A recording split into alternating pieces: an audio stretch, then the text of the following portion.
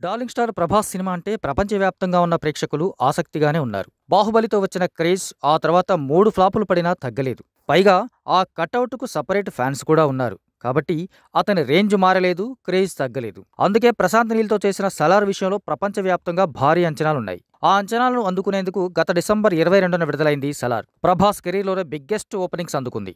Pre release, advance బుకింగ్‌లో అయితే సరికొత్త రికార్డులే create చేసింది. దీంతో బాక్సాఫీస్ బుల్డోజర్‌లా కలెక్షన్స్ పరంగానూ అన్ని రికార్డులు తారుమారవుతాయి అని భావించారు. ఆ మేరకు హైప్ కూడా వచ్చింది.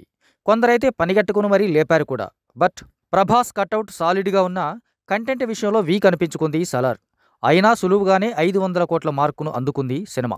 'సలార్'కు వచ్చిన హైప్, కాంబినేషన్ క్రేజ్ చూసిన చాలామంది 'సలార్' ఈజీగా 1000 కోట్ల మార్కును చేరుతుంది అనుకున్నారు. కానీ సాధ్యం కాలేదు అనే చెప్పాలి. అటు హిందీలో దీనికి పోటీగా వచ్చిన 'డంకీ' సినిమా పరిస్థితి కూడా అంతే. ఆ సినిమాకు కలెక్షన్స్ రాలేదు.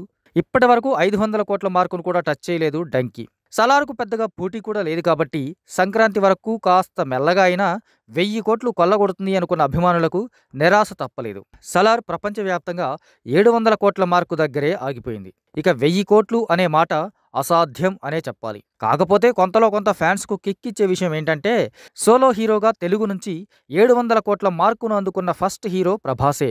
ఆ మార్కును ఇప్పుడప్పుడే మరో తెలుగు హీరో అందుకునేలా కూడా కనిపించడం లేదు. మరీ ఔట్‌స్టాండింగ్ కంటెంట్ అనిపించుకుంటే తప్ప ఇప్పట్లో ప్రభాస్ ఈ రికార్డును దాటడం తెలుగు హీరోలకు సాధ్యం కాకపోవచ్చేమో.